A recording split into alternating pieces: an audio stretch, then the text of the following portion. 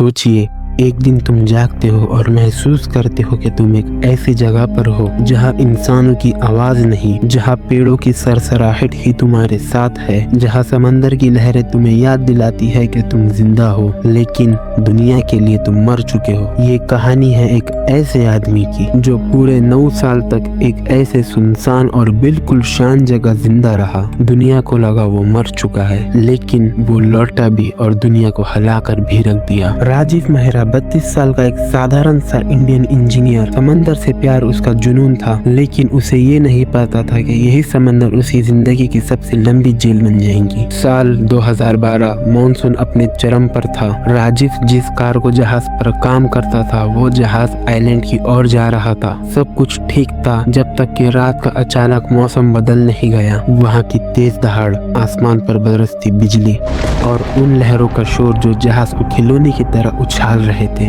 राजीव चिल्लाया, सब लोग अंदर, ये तूफान सामान्य नहीं है। लेकिन तूफान किसी की नहीं सुनता और उसी रात जहाज एक विशाल चट्टान से टकरा गया। अगली चीज जो राजीव को याद है वो सिर्फ काला अंधेरा, पानी में डूबता जहाज और एक पल जब उसने आखिरी बार सांस ली।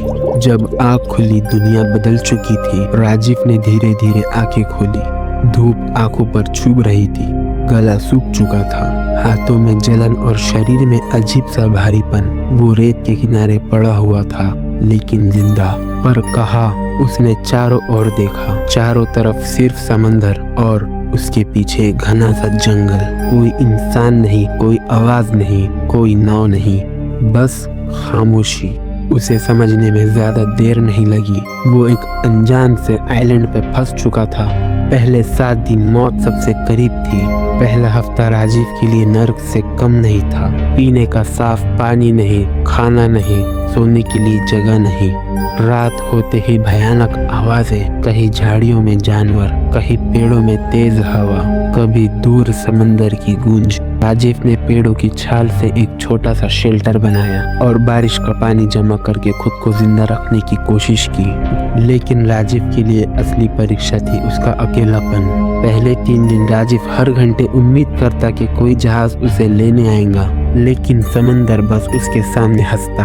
हर सुबह एक नई उम्मीद और हर शाम उसका दिल टूट जाता। 7वें दिन उसकी जिंदगी बदल गई। 7वें दिन राजीव ने कुछ ऐसा किया जो कि उसकी जिंदगी का एक टर्निंग पॉइंट था। वो तट के एक चट्टान पर चढ़ा और पूरी ताकत से चिल्लाया, कोई है? कोई सुन रहा है?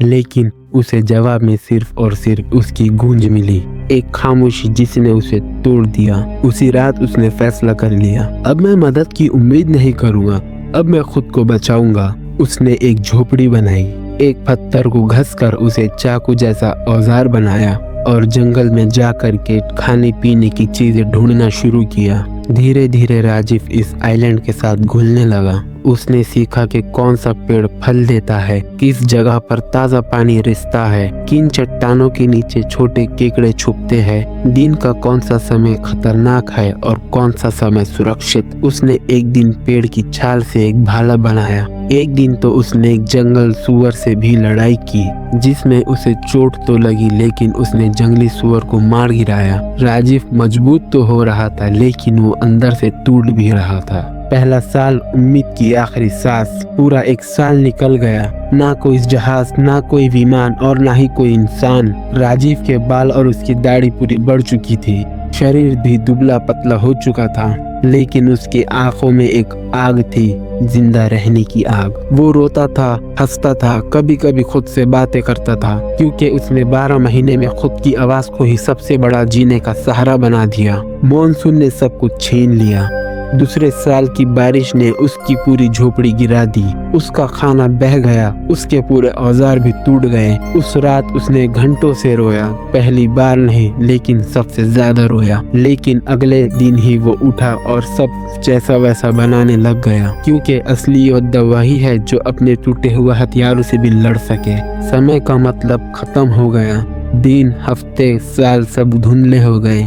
तीसरे साल उसने पूरे आइलैंड पैदल ही नाप दिया। चौथे साल उसने एक बेहतरीन घर बनाया जिसमें खिड़कियां और बारिश से बचाव के साथ। पांचवें साल उसने समंदर के किनारे के बड़े बड़े पत्थरों से हेल्प लिखा, लेकिन समंदर फिर भी चुप रहा। अब राजीव को दुनिया भी भूल चुकी थी। ऐसा लगने लगा था कि राजीव की जिंदगी अब इसी आइलैंड पे सीमित हो जाएंगी। छठवां साल, वो दिन जिसने सब बदल दिया। एक दिन वो समंदर के किनारे बैठकर सनसेट देख रहा था।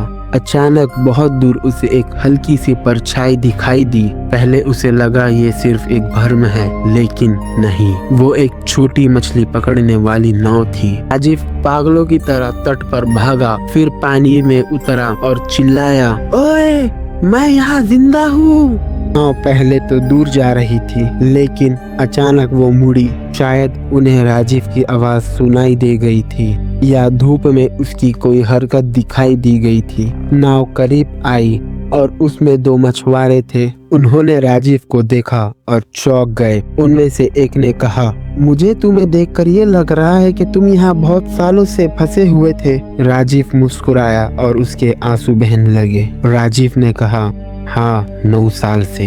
राजीव को रेस्क्यू करके उसे अस्पताल ले जाया गया और पता चला कि राजीव का जहाज जिस दिन डूबा था उसी दिन उसे मृत्यु घोषित कर दिया गया था। उसका परिवार, उसका घर, सब ने मान लिया था कि वो अब इस दुनिया में नहीं है। जब उसे भारत लाया गया तो उसके परिवार को भरोसा नहीं हुआ, लेकिन सच उनके सामने था, राजीव जिंदा था। 9 साल बाद राजीव के घर की दहलीज पे उसके कदम पड़ रहे थे। जिसे दुनिया ने मृत्यु समझा वो लौट आया। राजीव ने रिपोर्टर से कहा, दुनिया ने मुझे 2 चीजें सिखाई। जिंदगी कभी खत्म नहीं होती है जब तक कि तुम लड़ना नहीं छोड़ते हो, और दूसरी ये कि इंसान कभी चीजों से नहीं, अकेलेपन से डरता है। आज राजीव अपनी कहानी दुनिया भर में बताता है, लेकिन वो कभी नहीं भूलता वो 9 साल, वो खामोशी और वो आइलैंड जिसने राजीव को तोड़ा भी और उसे बनाया भी। अगर आपको लगे कि 9 साल अकेला रहना असंभव है, तो राजीव इसकी सबसे बड़ी मिसाल है। इंसान चाहे जहाँ भी फंस जाए, लेकिन उसकी इच्छा उसे वापस घर लाती है।